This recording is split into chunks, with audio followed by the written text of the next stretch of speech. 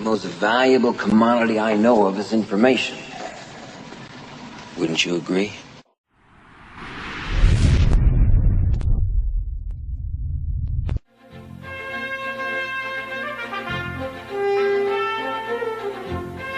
The title of this session is Doubling Your Brain Power, and this is perhaps the most exciting session that we've had the opportunity to talk about, and it's based on our understanding and based on our discovery that every human being is born as a genius. Every single one of us has enormous, untapped reserves of creativity which we habitually fail to use. And the purpose of this session is to explain to you some of the aspects of your own creativity and show you how to get far, far more out of yourself. We know that in terms of goal setting, in terms of planning for the future, in terms of our aspirations for our income and the things that we want to accomplish, that we can never have any more than we have today simply by sweating harder. The old days where the basic rule was that you worked harder and harder and you hammered away, and if you weren't getting results, what you did is you worked harder still, have been passed over. And today we know that we live in a totally creative world, and that everything that we have today is as a result of the efficiency with which we use our minds. We mentioned this before, and that everything that we have tomorrow is going to be as a result of how we use our creative capacity. The amount of creativity we use is very closely connected to our self-concept and to our attitudes toward ourselves as creative persons. Every child is born with remarkable aspects of creativity. As a matter of fact, in some of the studies they've looked at, they find that 95% of children tested between the ages of 2 and 4 test out as highly creative. Highly creative in that they are imaginative, they're innovative, they're curious, they have tremendous capacities for abstract reasoning and for creating imaginary images. Testing the same children at the age of 7 years, they test out at only 4% creative. In the period between the early years and age 7, children are continually discouraged over and over again from being creative and innovative and letting their imaginations run rampant. Children are continually told that that's foolish or that's silly or you have to color between the lines or don't touch that, smell that, taste this, get into that. And children gradually learn at a deep subconscious level that it's not smart to get off of the beaten track. It's not smart to try to look or touch or taste or feel things that mommy and daddy don't approve of. The wonderful thing about creativity is that it's subject to another law which we call the law of use. The law of use simply says that with any human faculty, we either use it or lose it. The creative faculty, however, is never totally lost. What happens is that it goes underground and becomes a latent talent or capability of the human mind, and that we can begin to use our creativity again any time in life that we so decide. The purpose of this course is to show us how to trigger it, how to stimulate it, and how to get far more out of it. As a matter of fact, it's been said that necessity is the mother of invention, and if that's so, then creativity is the father. Ralph Waldo Emerson said that we live in the lap of an immense intelligence, and he described this immense intelligence as though it were an ether that surrounded the earth, like a huge mainframe computer into which every one of us can tap. This has been called throughout all of history things like the oversoul or infinite intelligence or the universal subconscious mind or the collective unconscious, and we are going to talk about this aspect of human creativity as the superconscious mind. This superconscious mind is so much vaster than our own individual intelligence, and it is something that we use on a random and haphazard basis all the time. If you've ever had the experience of being working on a problem or trying to achieve a goal or being wrestling with some dilemma, and as you're walking along or driving along, an idea shoots into your mind like a bolt and it's a perfect idea? Or have you ever had the example, for instance, where you have been thinking about someone and they telephone you and the phone rings and it's them? Or you've called someone else and they say, I was just thinking about you just when you telephoned. We have examples of this all the time where we have these almost unearthly bolts from the blue that seem to indicate that we have the ability to tap into a different form of intelligence than anything that is taught in the textbooks. And the purpose of this session is to explain how this works, because by using this superconscious capability, we find that we can dramatically improve the quality of our results and move faster toward the achievement of our goals than by using any other human faculty. There's a book by Richard Buck called Cosmic Consciousness, where Buck goes back over several hundred years of the most creative men and women of all time and finds that virtually every single one of them spoke about in their writings of an ability to tap into a higher form of consciousness. This superconscious mind is characterized by some of the following things. First of all, it's the source of all pure creativity. All great creative geniuses, all great innovations, all major breakthroughs in human history have come as the result of superconscious functioning. Some of the people who have written about using the superconscious functioning are, for instance, Ralph Waldo Emerson. Emerson said that he never wrote anything of his own volition, but he just simply acted as a conduit for this oversoul or this infinite intelligence, and it would pour through him, and the words would flow out onto paper, word perfect, come through his brain almost as if he were tapped into an unearthly power source. Mozart, for instance, considered the greatest musician of all time, wrote his music note perfect the first time. When he sat down to write, he said the entire music, the entire symphony, the entire opus would come into his mind, and he would simply transcribe it onto paper. And people who have read Mozart's music, even at the time he was writing, said it was the most beautiful music ever written down on paper, and he wrote it without corrections, without changes, note perfect the very first time. Beethoven was deaf from the age of 35. Most of his great works were written after he was totally deaf, and Beethoven also said that the symphonies came full-blown into his mind, and he just simply transcribed them on paper. Edison, the greatest inventor of the modern age, used this superconscious capability over and over again to tap into a higher power and used it for coming up with inventions and insights and so on. Michael Faraday, considered the father of electromagnetic field theory, an uneducated man who had tremendous abilities to use this superconscious capability and pioneered the work that led to the development of the vacuum tube by DeForest, which led to the radio industry, the television industry, the electronic industry, the transistor, microelectronics, the microelectronic chip. The entire set of principles came to him in a dream, and he got up in the middle of the night and he sat down and he wrote page after page after page of scientific formulations, which later, when taken down to the laboratory and tested, were found to be absolutely, perfectly precise and brand new in all of human history. They had never been written or discovered or worked out before. Every one of us has had the occasion of using this superconscious creativity where we're going through our day-to-day lives and we see a product or a service that we think should be used or think that somebody should be producing, and we say, I wonder why somebody doesn't offer that, or I wonder why somebody doesn't invent that. And then 2 or 3 or 4 years later, we see a major corporation comes out with exactly the product that we thought of 2 or 3 years ago and goes on to make millions and millions of dollars. The difficulty with our creativity is not that we do not have the same insights as the geniuses, but it's this one small distinction. The geniuses trust and believe in the value of their insights and in the value of the thoughts and the ideas that come to them, whereas we do not.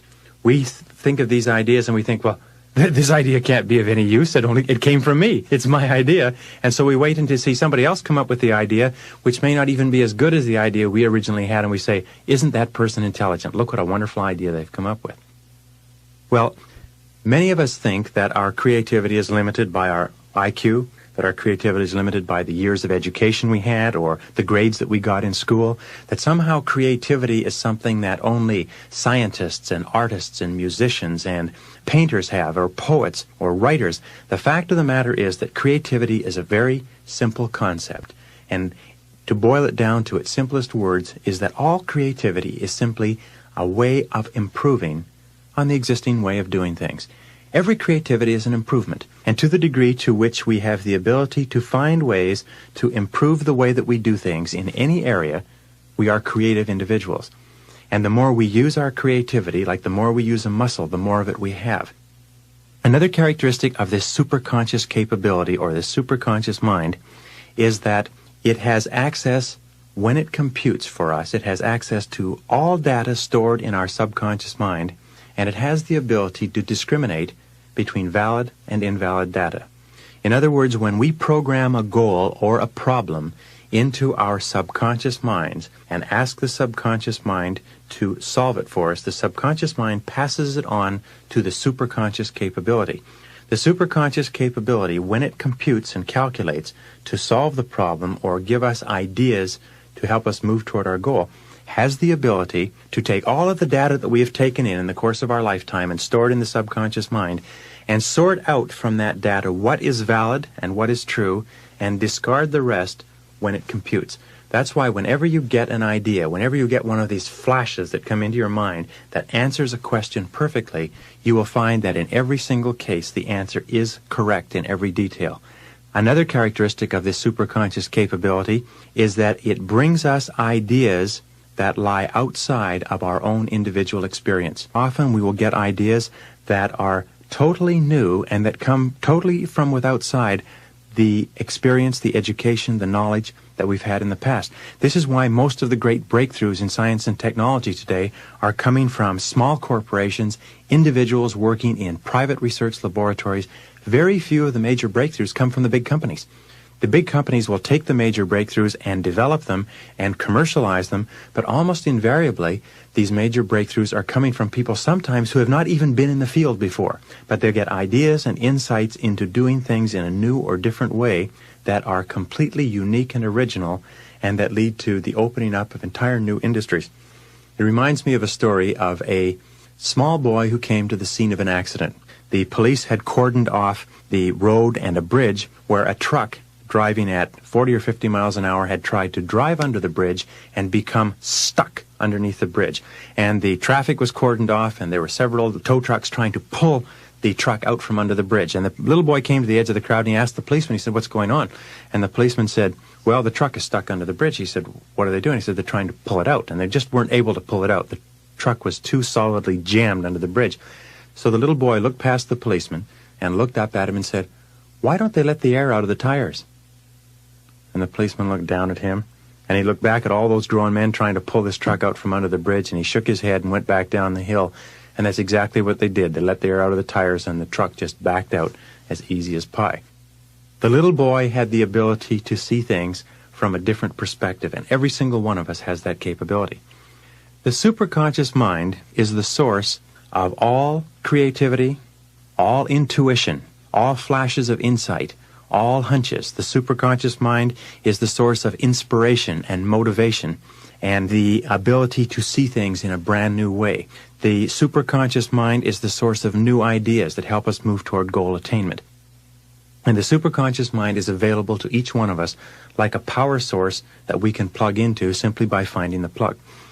Another characteristic of the superconscious mind is that it functions on a non-conscious level 24 hours per day. It is always working to resolve the problems that we are mulling over and to move us toward achieving the goals that we have programmed into the subconscious. Another characteristic of the superconscious is that it's capable of goal-oriented motivation. For goal-oriented motivation, it requires clear, specific goals.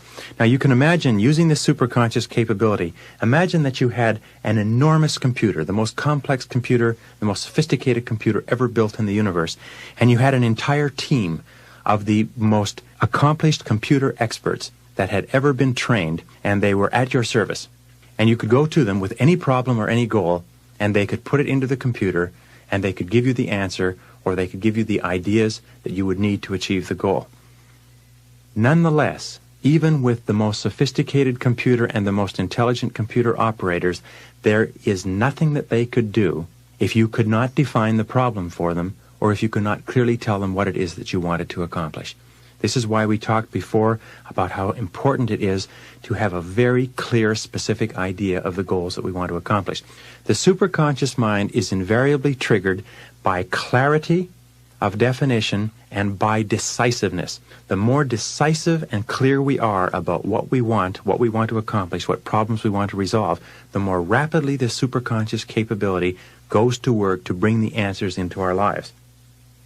Another characteristic of the superconscious mind in terms of goal-oriented motivation is that it releases ideas and energy for goal attainment. If ever you've had the experience of working on something that you were really excited about, that you were really emotionally involved in, something that you really wanted, or something that really inspired you, you will remember that at that point you seem to have a continuous flow of ideas and energy. You seem to be bubbling with energy. Sometimes you could go on only 4 or 5 hours sleep a night. Sometimes your mind would just crackle with ideas, and you had this feeling of continuous excitement, like sometimes you could barely sleep. This is an example of superconscious energy. It releases free energy from the atmosphere and makes it available to us to enable us to move toward goal attainment. And we'll explain that a little bit more as we go along. Another characteristic of the superconscious is that it responds to clear authoritative commands. And the clear authoritative commands we give to our superconscious capability are in the form of positive affirmations. Every time we affirm positively from the conscious mind to the subconscious mind, we trigger the superconscious mind into action. That's why whenever we say, I like myself, I feel terrific, I earn $50,000 a year, I earn $50,000 a year, these strong, emotionalized affirmations drive down into the subconscious and trigger the superconscious into action. That's why we find that men and women who are continually talking and thinking in an excited, positive way about the goals that they want to accomplish seem to have a continuous stream of energy, enthusiasm, and ideas that move them toward the accomplishment of those goals. In the Bible it says, "To him who hath shall more be given, to him who hath not, even that which he hath shall be taken away." And it means that to those who are excited and positive and moving toward the accomplishment of their goals, they get even more energy and more ideas and more creativity. To those who are going nowhere, who have very few ideas or have no goals, even that energy that they have is drained away and they become tired and depressed and fatigued. Another characteristic of the superconscious mind is that it automatically and continuously solves every problem on the pathway to your goal. No matter how far the goal is, no matter how distant, as long as the goal is clear, the superconscious will give you every single idea and solution that you need in the exact order that you need it. That once you have programmed the goal in and take the first step, you will find that the superconscious will give you the first step to take, it will solve the first problem, and when you implement the solution, it will give you the next step, it will solve the next problem, it will give you the following step, it will solve the following problem, and all you have to do is take it one step at a time, and at every step along the way, as long as the goal is clear, the problem will come to you. Another characteristic of the superconscious is that it operates best in a spirit of faith and acceptance, which means that the harder you don't try, the more rapidly the superconscious brings you the ideas and the solutions that you require to achieve the goals that you've programmed into the subconscious. In all creative work, mental effort defeats itself. Creativity cannot be forced. Creativity invariably favors the relaxed mind. When we talked in mental programming about how important it is to relax, to take a deep breath, to get a clear mental picture of what you want to accomplish, and just absolutely believe with complete confidence that if you can keep that clear mental picture, that it will come to you exactly when you are ready for it. This superconscious capability, the more you believe in it, the more you absolutely trust that you are moving in the direction of your goal and that your goal is moving toward you simultaneously, the more rapidly it seems to work. The harder you try to force it, the less effective it is. In the Bible, again, it says, "Whatsoever ye desire when ye pray, believe that ye have it, and you will have it." This is one of the most powerful admonitions to self-confidence and to positive thinking, that if you absolutely believe that you already have the goal as achieved, and just confidently expect each step to take care of itself, that's what triggers the superconscious into working. Another capacity is that the superconscious grows in capability as it is used and believed in.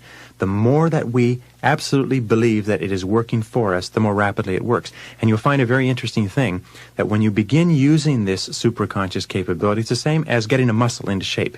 If you have not done physical exercise for a period of time, it'll take a while before you limber up and loosen up and are able to use your muscles in a particular sport. When you have warmed up and when you have gotten yourself into good physical condition, you find that you can play longer, you can engage in the sport for hours without fatigue, that you can do more and more with greater and greater flexibility and adaptability. It's the same way with this superconscious capability. The more you use it, the faster it works and the better it works, until it finally gets to the point where you can think of a goal or put a problem into the superconscious and you'll get a response sometimes within minutes. Sometimes so fast that it will absolutely stagger you. By the way, Dr. Joyce Brothers calls this flow of superconscious creativity just by the words flow. And whenever an individual has been working on a creative project, and many people who have to write proposals or write reports or write term papers have had the experience of sitting down to work at a term paper or to work on a proposal, and suddenly something clicks in their mind, and the words begin to flow, and they begin to flow line after line after line and page after page, and it seems that you can write the whole proposal from beginning to end almost without notes, and when you're finished, it's word perfect. Many of the great poems and the great stories and the great songs, many of the great creations of human history have been written or constructed word perfect the very first time. And this is all an example of this superconscious capability that's available to all of us. Another capability of the superconscious mind is that it has the ability to take us through the lessons that we need to learn in order to achieve the goal. We know, for instance, that the subconscious mind will take a goal and will go to work to move us toward that goal, very much the way a torpedo, once it is aimed at a particular target and fired, the torpedo will move toward the target, will take sonar blips from the target that feed back to it, and will correct its course, and no matter where the target goes, the torpedo will hit the target. The superconscious will do this also, but the superconscious has one additional unique capacity, and it is this. We can program our goal or target into our mind, into our superconscious capability, and as long as we have a very clear idea of what it is we want to accomplish, we can then fire off our mental torpedo into the air, and the superconscious has the ability to seek out and find the target, even though we have no idea where it is when we begin moving toward it. While we are moving toward this target, the superconscious, especially if we have set a goal or target that is very high for us, the superconscious will take us through the lessons necessary to enable us to accomplish that goal. It will take us over hurdles. It will take us through mistakes, through obstacles, through setbacks, through disappointments, through stumbling blocks, if you like, every one of which has been put there to teach us a valuable lesson to enable us to reach our ultimate goal. We've all had the experience of having unfortunate or unhappy things happen to us in our lives. And then later, in retrospect, we look back and we say, boy, wasn't it fortunate that that happened at that time? Because if that hadn't happened, this wouldn't have happened, and this wouldn't have happened, and we wouldn't have arrived here, which is where we wanted to end up in the first place. Have you had that experience? It's a very normal experience that we look back in retrospect on unfortunate occurrences and we say, boy, it was lucky that happened. Because if it hadn't happened, I wouldn't have achieved the happiness or the success that I've achieved today. On the David Susskind Show a few years ago, they had 4 young men who had earned $1 million before the age of 35. And in talking to these young men, they asked them how many different careers or businesses they had been in before they had reached the business that enabled them to become financially independent at a young age. And it turned out that they had each been in an average of 18 businesses before they reached the one that enabled them to be financially successful. Now, the logical question is this. Did they fail in 17 businesses? Because that's what happened. They went in and out of 17 businesses or careers before they found the 18th one. What was the purpose of each of those 17 businesses on average? Wasn't it to teach them the essential lessons that they had to learn if they wanted to become millionaires in their mid-30s? Of course. Now, the difference between winners and losers is simply this, is that winners accept and believe absolutely that they are fated and destined to be successful, and that every single thing that happens between where they start and their ultimate success is either a step forward or a valuable lesson that has been sent to them to teach them something that will enable them to be ultimately successful. The losers set off with sometimes high goals and high ambitions, but whenever they reach disappointments and setbacks, they quit or they deviate or they scrap their goals or they settle for something far, far less. The winners take every single challenge, every single hurdle, every single difficulty and say, all right, this has been sent to teach me something really valuable. This is part of the process that prepares me and equips me for achieving my ultimate goal. So what can I learn from it? And that's the distinct difference. And if you absolutely believe that you are fated to be successful, then just simply confidently expect that every single thing that happens to you is happening to you for your benefit. It is up to you to find the benefit that's hidden within it. And again, Napoleon Hill, who calls the superconscious mind the infinite intelligence in his writing, simply said that within every setback or obstacle or disadvantage, there is the seed of an equal or opposite or greater advantage or benefit. And that the successful man or woman always looks for the advantage or benefit in every situation, and lo and behold, they always find it. Because as long as you're looking for the obstacle or benefit, you cannot be seeing or worrying about the negative event or the setback. The next characteristic of the superconscious mind, which is terribly important to us, is that it makes all of our words and actions and their effects fit a pattern consistent with our self-concepts, with our current programming, and with the goals that we are trying to accomplish. What this means is that when we have a very clear idea of what it is that we want to achieve, especially in a social or a business situation, the superconscious mind will make everything that we say and everything that we do exactly appropriate to what we're trying to accomplish. Flip Wilson used to say that when you're hot, and when you're not, you're not. And we've all had the experience of being in a situation where we simply couldn't say or do the wrong thing. It seemed that everything that came out of our mouth or everything that we did was exactly right for the situation. And it felt perfect, and it flowed naturally, and it was all in complete harmony with the goal or the objective that we wished to attain. We've all had that experience. Psychologists who have great difficulty dealing with this idea of superconscious creativity because it cannot be duplicated in the laboratory have two expressions for it. One is called serendipity. Serendipity is considered to be the ability to find happy events, to go through life and find series of happy coincidences that occur to one. And another expression that they use is what is called synchronicity, when several events conspire together, seemingly totally unrelated, and yet when they meet together, they form a pattern or bring us the result or a solution that we were looking for. And we've all had the occasion where a whole series of things seem to conspire together into a happy coincidence, where a series of events conspire together to bring us the goal, to bring us the solution, to bring us the thing that we were looking for. This synchronicity or serendipitous series of events is simply another functioning of the superconscious mind. Another factor in superconscious functioning is that the superconscious mind functions best under two conditions. It functions best when the conscious mind is working with 100% concentration on solving the problem or achieving the goal. Very often when we are totally concentrated on accomplishing one specific important thing, the ideas that we need will flash into our minds. The other time that the superconscious mind works is when the conscious mind is completely elsewhere, when we are thinking of something else totally separate and apart from the problem or the goal that we're working on. Very often we'll be driving along or going for a walk or listening to a piece of music, or even in the middle of a conversation, the idea or the answer that we have been searching for will shoot into our mind with crystal clarity.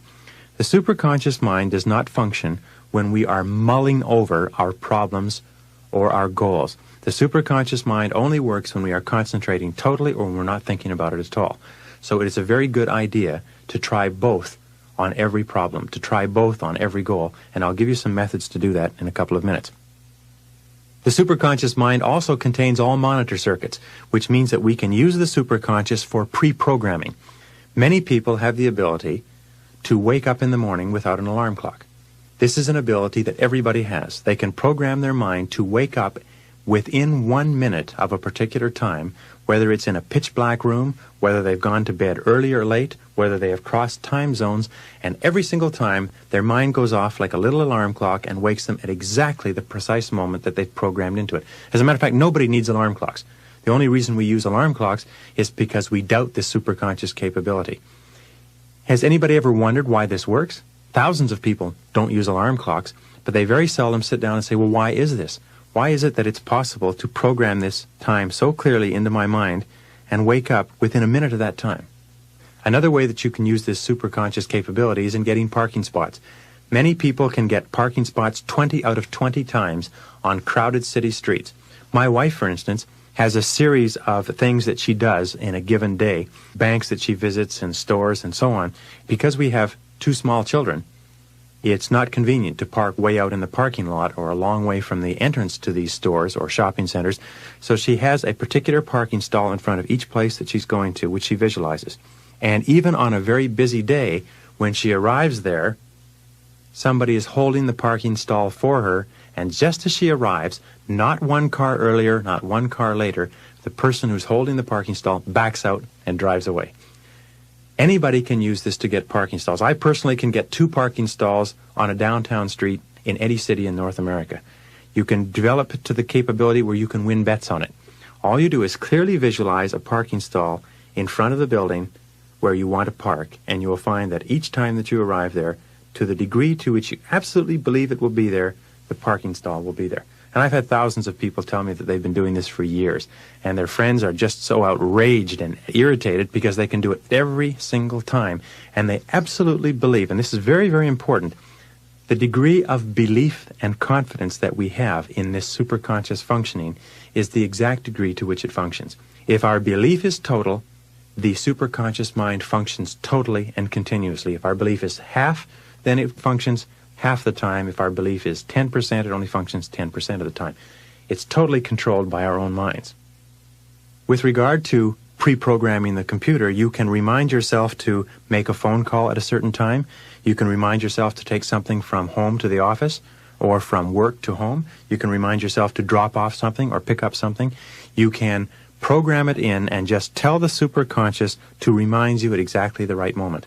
And at exactly the right moment, just as you're passing the item or passing the telephone or passing the store, the idea will shoot into your brain to remind you to pick it up, make the phone call, drop it off, or whatever it happens to be.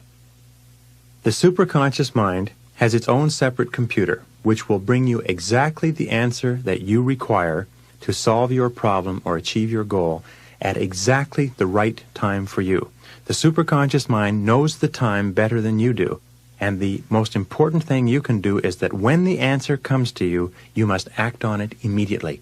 You must immediately implement the intuition or the flash of insight or the idea or the answer that comes to you. Many times we've had the occasion where we've been working on a problem or a goal, and we've gotten an idea of something to do, and we've said, oh, I'll do that tomorrow, or I'll get on that first thing in the morning, or that's a good idea, but I'll start on it on Monday. And when we start on it on Monday, we find that it's too late. That when we call the person or we do the thing, we find that the person says, geez, I wish you'd called me last week because I had exactly the solution that you required. So when you have programmed a goal into the superconscious mind and you get an intuitive flash or an idea of what to do to move yourself toward the goal, it's absolutely essential that you act on it immediately, without hesitation. Pick up the phone, develop that sense of urgency, and move on it quickly. Sometimes it is only seconds or minutes away from being too soon or too late. And when you get those golden gems of superconscious insight, it's very important that you act instantly. And the more rapidly you act on those insights, the more insights that you'll get. And I've seen businessmen who have no other competence or ability at all except an ability to trust to the superconscious capability and to act instantaneously every single time they get an answer, build enormous fortunes and become outrageously successful, irrespective of lack of education, lack of intelligence, lack of any other ability, lack of any benefits or advantages. By simply plugging into this superconscious capability, they've gotten all the answers that they required to build enormous companies. Finally, the basic operating principle of the superconscious mind is this: any thought, plan, goal, or idea held continuously in the conscious mind must be brought into reality by the superconscious mind. Any thought, plan, or goal held continuously in the conscious mind must be brought into our lives and into our experience and into our reality by the superconscious mind, whether positive or negative. And this is why it is so extremely important for us to always keep our mind focused on what we want to happen and to talk and think and visualize and imagine only that which we desire to come into our lives, because our lives are nothing more than the outpicturing or expression of our continuous conscious thoughts. And you'll find that in the experience of every successful man or woman who has ever lived, that they have sooner or later developed the habit of keeping their mind rigorously disciplined and focused on what they want to happen rather than on what they fear.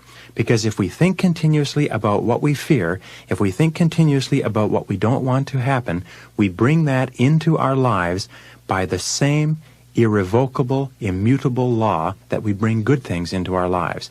So we must consciously and deliberately and systematically exclude all thoughts from our conscious mind that we do not want to bring into our reality. We must not talk about the things we fear. We must not think about them. We must not write about them. We must not dwell upon them or read about them. We must only think of what we want to happen, because we are dealing with the most powerful single force in nature, your own individual human brain, which can tap into this superconscious power source and bring us anything that we want in life. Any thought, plan, goal, or idea held continuously in your conscious mind must be brought into reality by the superconscious. The only question is, do you have the discipline and the control and the perseverance and the persistence and the determination to hold your goal, your ambition, your aspiration clearly in your mind long enough for it to come into reality? That's the only thing that you have to do, and everything else will take care of itself by immutable law. This is the most important encapsulation of the laws of success that you will ever hear.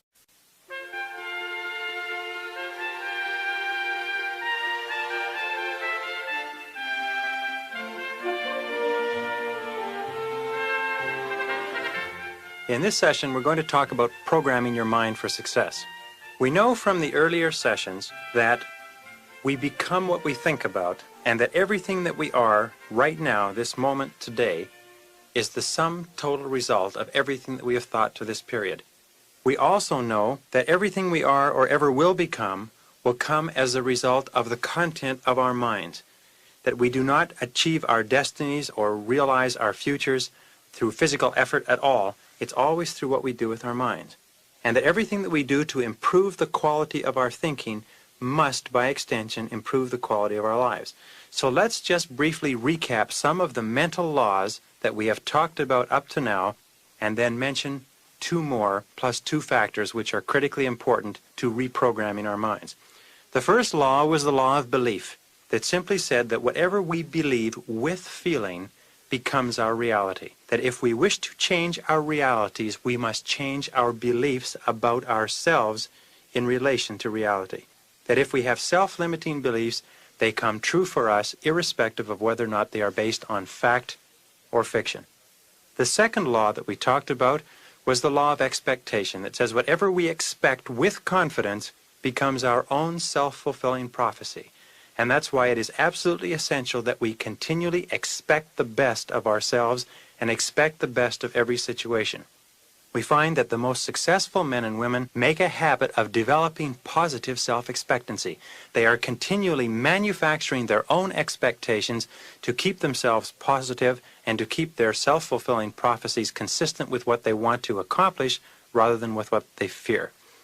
The third law that we talked about is the law of attraction, that says that we inevitably attract into our lives the people and circumstances that harmonize with our dominant thoughts, and that if we want to attract different people and different circumstances, we have to change our thinking, that our thoughts are like a form of electromagnetic energy that radiate out from us and that attract back to us like a magnet those people and those circumstances that harmonize with them. The third law that we talked about is the law of concentration. Now, concentration is extremely important. It says that whatever you dwell upon in the conscious mind grows in your experience. It's as though your thoughts were watered and fertilized by continual concentration. If you want to grow a plant, it requires fertilizer, water, and nutrition and weeding. If you want to grow something in your life, it requires concentrating on that thought or picture until it comes into your reality.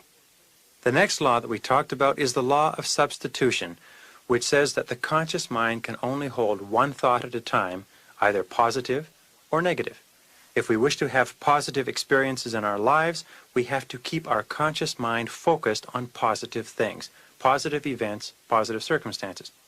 In James Allen's wonderful book, As a Man Thinketh, he says that the mind is very much like a garden. And like a garden, either weeds or flowers will grow. But if you do not deliberately and consciously and purposefully plant flowers, weeds will grow automatically. Weeds do not need any encouragement. Weeds do not need any nutrition. They do not need any fertilizer. They do not even need weeding, if you like. Weeds just grow automatically, which is to say that our minds will tend to be occupied with worries and fears and anxieties unless we consciously and deliberately fill them with thoughts. Like a vacuum, the mind will not remain empty for any period of time unless we consciously fill them with thoughts consistent with the people that we want to be, with the characteristics and attributes that we want to have. Then what we'll have is weeds. And the reason why most people are so unhappy in life is that their minds are full of weeds. It's as simple as that. The two factors that are important are thought and feeling. Feeling is, if you like, the activating process of mind. That each thought that we wish to bring into our reality must be charged or activated by an emotion of desire, an emotion of love, an emotion of excitement. But a thought without a feeling does not generate a reaction in our lives. A feeling without a thought does not generate a direction. So thought and feeling must be mixed. The next law is what we call the law of practice, or the law of repetition. We know that if we wish to develop a motor skill or a mechanical skill, if we wish to learn how to type or to play tennis or to ski or to do anything that requires our physical body, in order to do it, we have to first learn the skill, and then we have to practice it over and over and over again until it becomes automatic.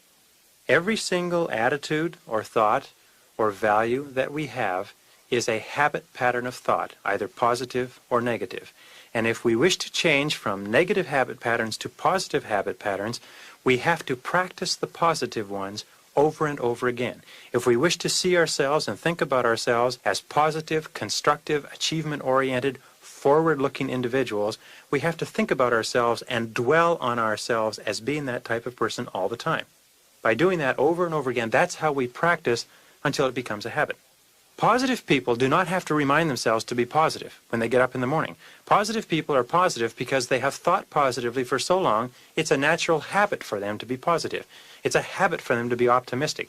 It's a habit for them to look for the good in each situation.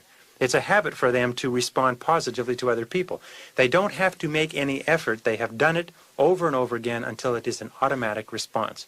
And our entire future is dependent upon the habits we form, especially the habit patterns of mind. As they say, form good habits and make them your masters. And finally, the law of relaxation.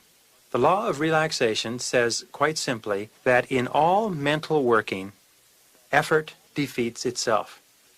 Now, in physical working, if we wish to chop a piece of wood or hammer a nail into a block of wood, the harder we hit, the faster we chop the wood, the faster we drive the nail in.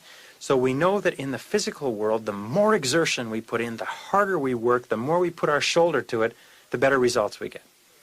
In the mental world, though, it is exactly the opposite, and this is an absolutely critical distinction. It is the harder that we don't try, the faster our minds change and we become the people that we want to become. The more we just relax and confidently believe and expect that the things that we want will come into our life when we are ready for them, the more rapidly they come in. The harder we work, the harder we push, the less success we have. And if we try to make things happen out of their due time, invariably we precipitate a crisis in our lives. If we try to make things happen too fast or too slow, especially in mental working, we will cause enormous stress and chaos in our lives. So the answer is just to relax, to confidently believe, to think about, to concentrate on what we want to happen, to keep our minds focused on where we want to go, and just confidently expect that exactly when we are ready, what we want will come to us. In this session, we're going to talk about the process of changing our thoughts, the different things that we can do to change our thoughts and our habit patterns, our mental habit patterns, from negative to positive. We know that we always earn a living in a manner consistent with our self-concept. We know that we always behave in a manner consistent with our self-concept. We know that all of our performance is linked to our self-concept up to this moment. We also know, wonderfully enough, that every human being is in a continual state of becoming.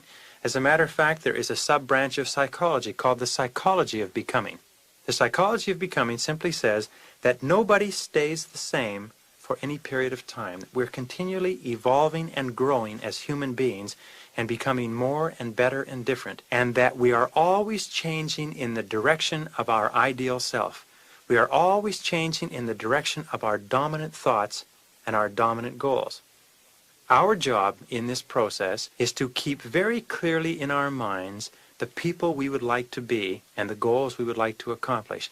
And as we do that, we begin to move irrevocably toward them, just like a rocket ship moves toward a distant star and then becomes attracted by the gravity of that star and moves faster and faster on the way toward it. There are two habits of mind which we must carefully avoid if we are going to continue to grow and evolve toward the full development of our potential. And the first is what is called homeostasis. Homeostasis is the condition of clinging to the status quo. It's the unwillingness to let go of the past. It's the desire to keep things exactly the way they are. Because we know that the whole idea of change is scary, and many people, rather than allowing themselves to go with the flow and to change and evolve and grow and become more fulfilled human beings and hold back the future and keep their minds rigidly fixed on what they are and where they are today and not advance at all. So in order to change our self-concept, one of the first things that we learn is that we must be willing to let go of the old person and to become the new person and to make efforts in that direction. The second malady that we must avoid is what is called psychosclerosis. Psychosclerosis is a hardening of the attitudes. Psychosclerosis is a case that sets in when we become rigid in our thinking. We become inflexible and we become dogmatic, and we will not allow any kind of a change into our lives. We again dig in our heels mentally and we try to hold back the tide. These two, psychosclerosis and homeostasis, or what is called the homeostatic impulse, the refusal to change, hold us back, but all they do is they hold us in our rigid older selves and they prohibit our growth. In order to continue growing, we have to let go. We have to decide to change our minds by developing new habit patterns of thinking about ourselves. Developing new habit patterns of thought is not that difficult. It only takes something like 10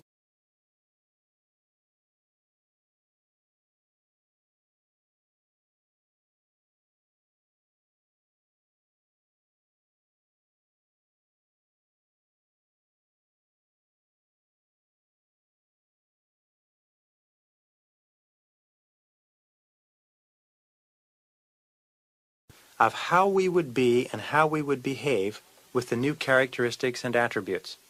If, for instance, we want to be more patient and kind and loving with our families, then we get a very clear picture of ourselves as patient and kind and loving. And we see that picture and we use that as our directional mechanism or our source of direction, a homing beam that we focus in on and try to keep in a straight line with.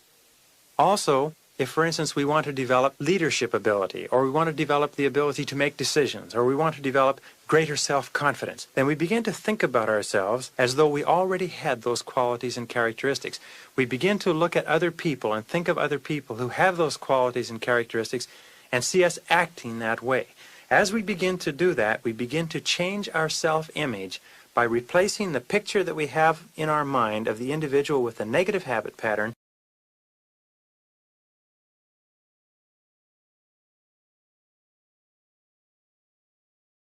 new habit patterns of thought by continually thinking of ourselves in terms of the new characteristics, the new qualities, the new abilities, and no longer thinking of ourselves as having the limited qualities and the limited characteristics.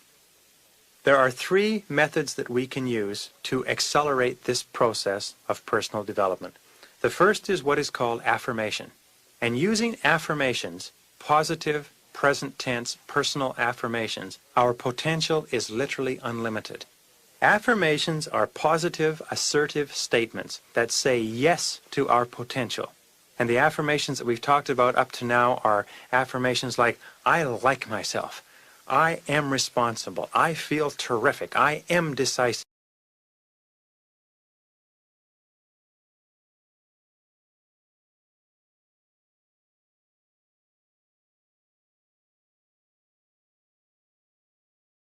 Conscious, which brings us to an additional law which is called the law of subconscious activity. And the law of subconscious activity simply says that whatever the conscious mind believes and accepts, the subconscious mind immediately goes to work to bring into our physical reality.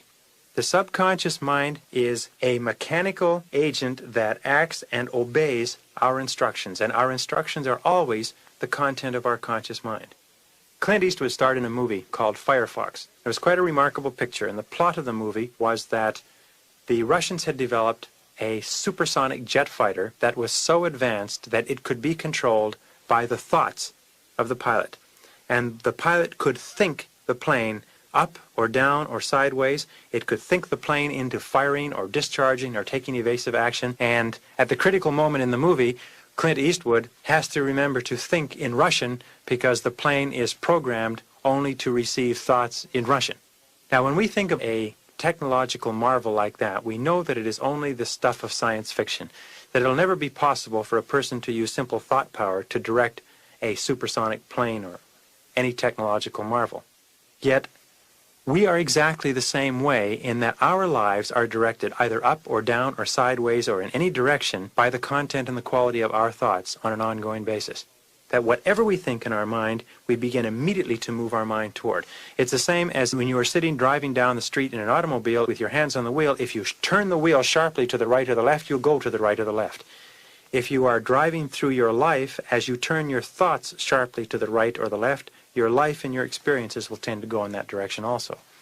Our thoughts have inordinate power, and not only that, our thoughts have a powerful impact on the people around us for ways and reasons that we simply do not understand yet, but our thoughts have a kind of magnetic energy that actually causes changes in the behavior and the performance of other people around us. So thoughts are things, if you like. Thoughts are very, very powerful. Using affirmations, and you can create affirmations for anything that you want to accomplish. Using affirmations means our future is absolutely unlimited. And so what we have to do is we have to keep talking to ourselves. If we want to increase our income, we have to keep talking to ourselves as though we had that income already.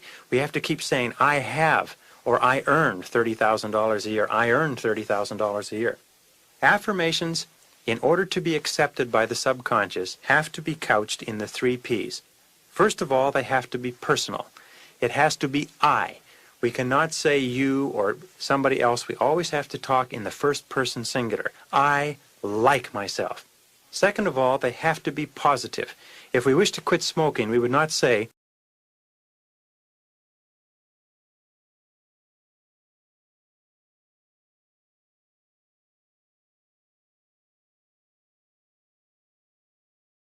I am a non-smoker. We wouldn't say, I don't eat desserts anymore. I don't eat desserts anymore. What we would say is, I only eat foods that are healthy and consistent with a slim, trim figure. The third P is that it must be in the present tense. We cannot say, I will earn X number of dollars next year, or I will lose X number of pounds over the next 90 days, because the subconscious cannot relate to information that is couched in any other tense but the now. So every affirmation that we make and every clear statement that we make to ourselves has to be in the present. I do, I am, I have, I achieve, I earn, and it has to be present and it has to be personal. With regard to affirmations, when we write out our goals and rewrite our goals, we also write them as though they existed right now. We write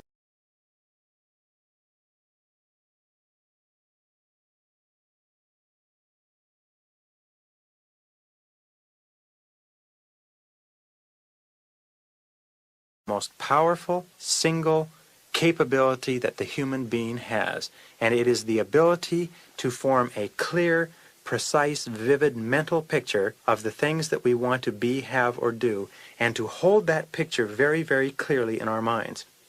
Whatever you can hold in your mind on a continuous basis, you can be, have, or do. Whatever you can picture in your imagination, you can accomplish. Napoleon Hill said many years ago, whatever the mind of man can conceive and believe, it can achieve. And even Einstein said that your imagination is your preview of life's coming attractions. And we have taught people to use visualization to heal sick bodies, to achieve higher levels of income, to achieve promotions, to develop new habit patterns of self-confidence and personal power and enthusiasm. The key to using visualization is to get a clear mental picture of yourself as though you already had the characteristics and attributes that you want.